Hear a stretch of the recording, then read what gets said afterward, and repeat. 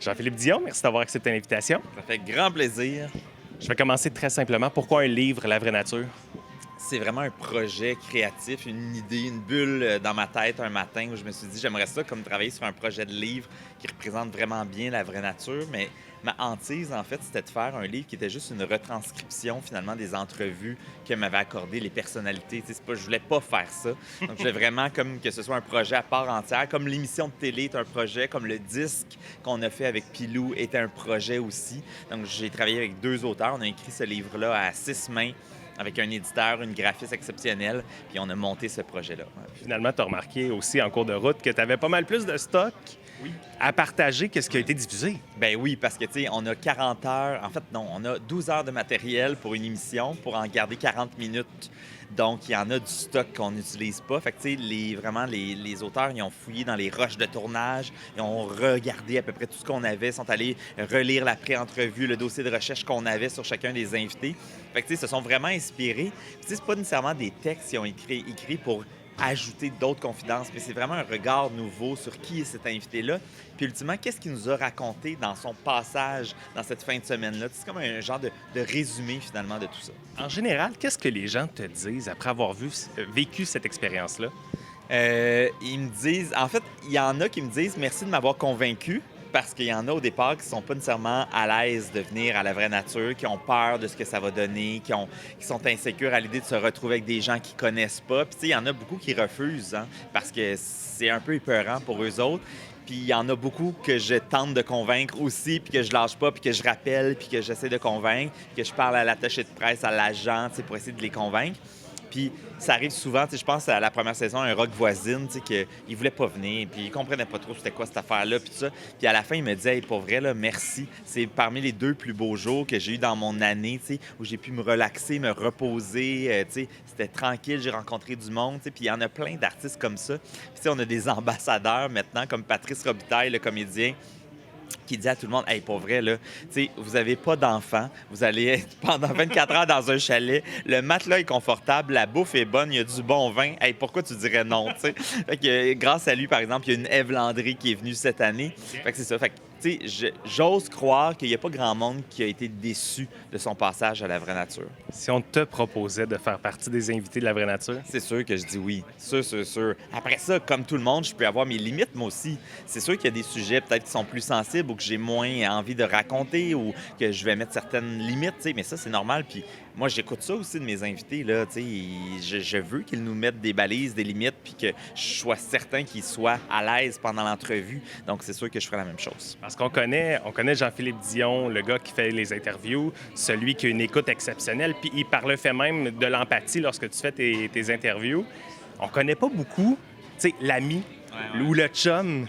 Fait que est-ce que ce genre d'émission-là t'apporterait... parce qu'on ne te voit pas souvent dans ce genre d'émission-là, c'est le genre de choses que tu aimerais faire? Ben oui, puis tu sais, c'est drôle parce que souvent, les invités même, moi, après, par exemple, la grange, ils font OK, là, on va te poser des questions parce qu'on veut apprendre à te connaître. T'sais, on te connaît pas parce que, tu sais, dans le milieu artistique, on se connaît pas tous. T'sais. On s'est pas tous déjà rencontrés. On s'est jamais peut-être parlé. T'sais. Fait qu'il y en a plein là, que moi, je reçois au chalet que j'ai jamais rencontrés, qui connaissent rien de moi personnellement. Même chose, tu sais, pour eux. Ben moi, je les connais parce que j'ai lu puis je me suis documenté. Mais il y en a plein qui me disent, c'est ça, je vais poser des questions, puis je suis comme ça, c'est ce soir. Quand on va finir de tourner, là, on va sortir la dernière bouteille de vin, ou l'avant-dernière, ou l'avant-l'avant-dernière, puis on va jaser, puis là, tu sais, posez-moi des questions. Puis tu sais, je pense à Véronique Yvon, qui est au gouvernement provincial, puis tu sais, comme députée, puis tu sais qu'elle avait une série de questions pour moi, puis elle voulait apprendre à me connaître, puis tu sais, c'était super le fun, parce que je sentais qu'il y avait vraiment un réel intérêt, puis c'est ça. Puis souvent, les gens sont surpris du côté funny que je peux avoir, tu sais. Comme si souvent on me voit comme un gars sérieux, un gars posé, tu sais. Mais c'est ça, moi aussi, là, je suis capable de la déboucher, la bouteille de vin de trop, puis qu'on ait un petit mal de tête le lendemain matin. Là. Si je te demandais la personne qui t'a le plus surpris lors de tes interviews, parce que, tu sais, des fois, on peut partir avec une image d'une personne puis que ce soit complètement le contraire. Bah, il y en a quand même beaucoup, je te dirais. Tu sais, j'ai eu un énorme coup de cœur cette saison pour Edith Butler, là. Tu sais, je savais pas à quoi m'attendre. Tu sais, pour moi, Edith Butler, c'est mes souvenirs d'enfance, mes parties de famille, Pocketteville. Tu sais, c'est ça. Puis, tu sais, c'est la ma tante un peu pompette dans le sapin. Puis, tu sais, moi, c'est ça que j'ai comme image. Fait que, tu sais, je savais pas cette femme-là, comment elle était. Elle était extraordinaire. C'est un énorme coup de cœur. Mais tu sais, je pense qu'il y a des comédiennes, genre Élise Guilbeault, Anne-Marie Cadieux, tu sais, qui sont des femmes de théâtre, des grandes comédiennes, même des tragédiennes. Puis, tu sais, j'ai toujours une espèce de...